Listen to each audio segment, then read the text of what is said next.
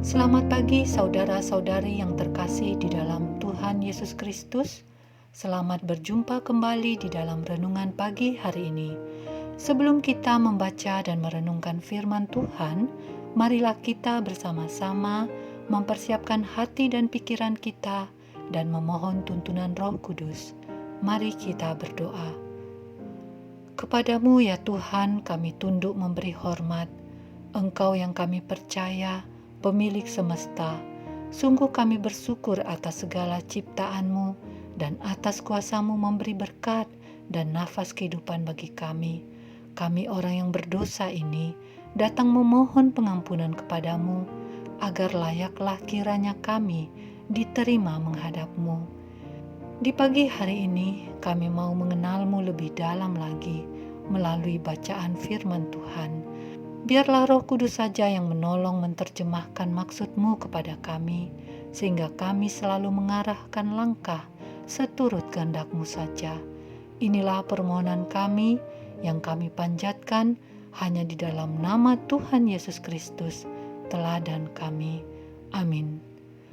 Saudara-saudari yang dikasihi Tuhan, renungan firman Tuhan pada pagi hari ini terambil dari Ulangan pasal 9, ayatnya yang pertama, kedua, dan keenam.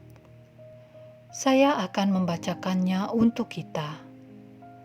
Dengarlah hai orang Israel, engkau akan menyeberangi sungai Yordan pada hari ini untuk memasuki serta menduduki daerah bangsa-bangsa yang lebih besar dan lebih kuat daripadamu, yakni kota-kota besar yang kubu-kubunya sampai ke langit, suatu bangsa yang besar dan tinggi, orang Enok, yang kau kenal dan tentangnya kau dengar orang berkata, siapakah yang dapat bertahan menghadapi orang Enak?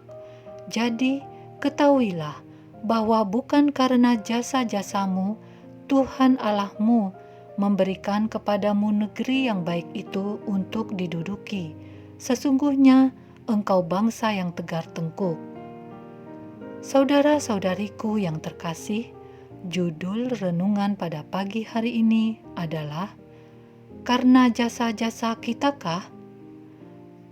Saudara-saudari yang dikasihi Tuhan, 12 orang mewakili masing-masing suku Israel diutus oleh Musa untuk melakukan pengintaian di tanah Kanaan, karena Tuhan akan menunaikan janjinya memberikan tanah itu kepada bangsa Israel.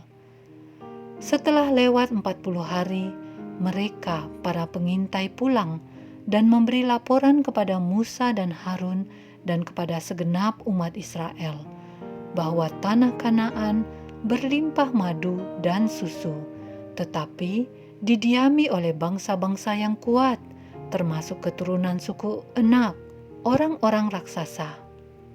Hal ini menciutkan dan membuat takut orang-orang Israel untuk masuk mengambil tanah Kanaan. Kaleb yang berusaha menghibur dan meyakinkan bahwa mereka akan mampu melawan bangsa-bangsa di tanah Kanaan itu tidak didengar oleh orang-orang Israel. Mereka tetap saja tidak percaya kepada janji Allah yang akan memimpin mereka. Hal ini menggambarkan betapa kuatnya bangsa-bangsa yang harus dihadapi oleh bangsa Israel untuk bisa sampai ke tanah perjanjian. Bangsa-bangsa di sana memiliki kelebihan dari bangsa Israel dari segi ketangkasan, kekuatan, maupun postur tubuh yang siap untuk berperang, sehingga jika maju mengandalkan kekuatan sendiri, maka dipastikan bangsa Israel kalah. Saudara-saudari yang dikasihi Tuhan, Tuhan tidak pernah mengingkari janjinya. Apa yang dijanjikan kepada nenek moyang bangsa Israel, yaitu Abraham, Ishak, dan Yakub, tentang tanah perjanjian, pastilah akan ditepati oleh Tuhan. Dan Allah telah menetapkan tanah Kanaan sebagai tanah yang dijanjikannya untuk bangsa Israel. Sebagai pemilik semesta, Tuhan berkuasa untuk menentukan umat pilihannya, berkuasa untuk menempatkan umatnya di mana saja dan kapan saja.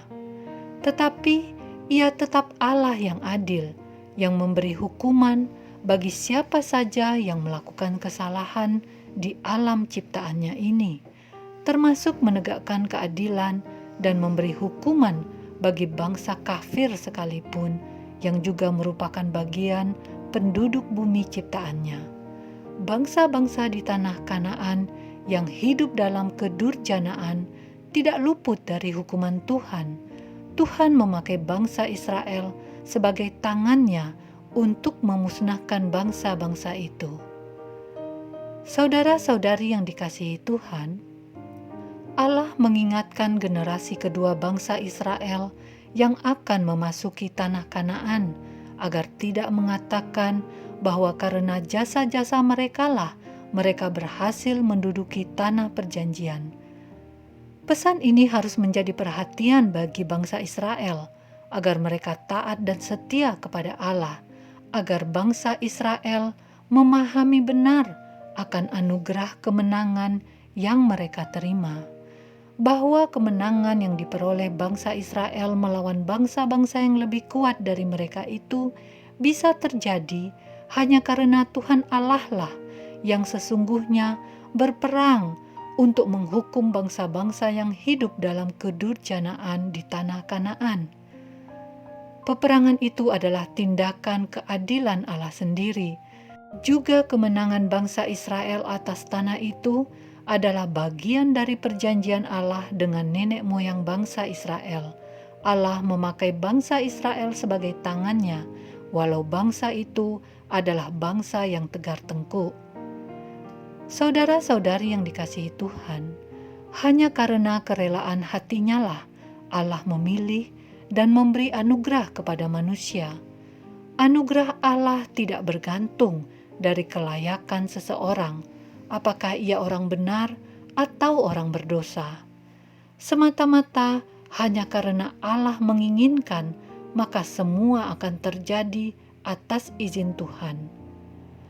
Maka, apapun pencapaian yang bisa kita peroleh sampai dengan saat ini, bukan karena kehebatan kita.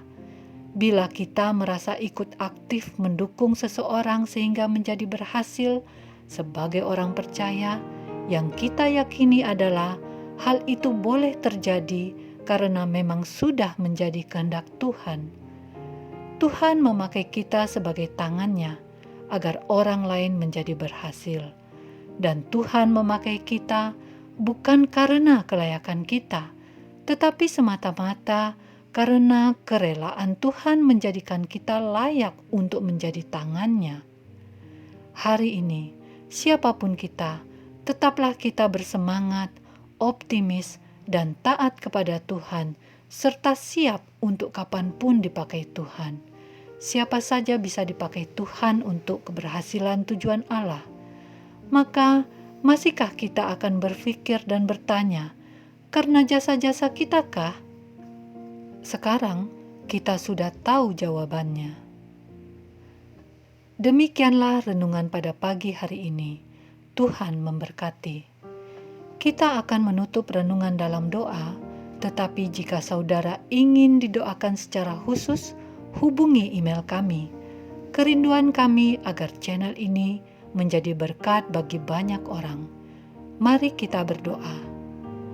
Tak henti-hentinya kami berterima kasih kepadamu ya Tuhan, terlebih-lebih untuk firman yang baru saja kami dengarkan. Kami disadarkan kembali tentang siapa kami sesungguhnya dan betapa Tuhan Allah yang berdaulat. Biarkan kami membuang jauh-jauh kesombongan yang ada di dalam diri kami. Biarkan kami belajar memandang sama orang lain. Tidak ada yang lebih rendah dari kami. Semua sama di mata Tuhan. Selanjutnya ya Tuhan, kami akan melaksanakan aktivitas kami. Kami serahkan terlebih dahulu kehidupan kami hanya di dalam tangan pengasihan-Mu, sehingga apapun yang terjadi di hadapan kami boleh menerimanya dengan sukacita, karena sesungguhnya semua berasal daripada-Mu saja. Kuatkanlah iman kami, agar kami mampu bertahan dan tidak berpaling dari hadapan-Mu. Terima kasih ya Tuhan. Inilah doa kami yang kami angkat Hanya di dalam nama Tuhan Yesus Kristus, Juru Selamat kami. Amin. Saudara-saudari, mulailah harimu.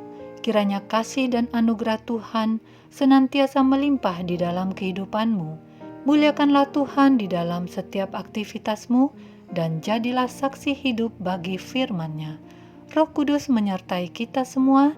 Sampai berjumpa kembali di renungan berikutnya. Tuhan Yesus memberkati.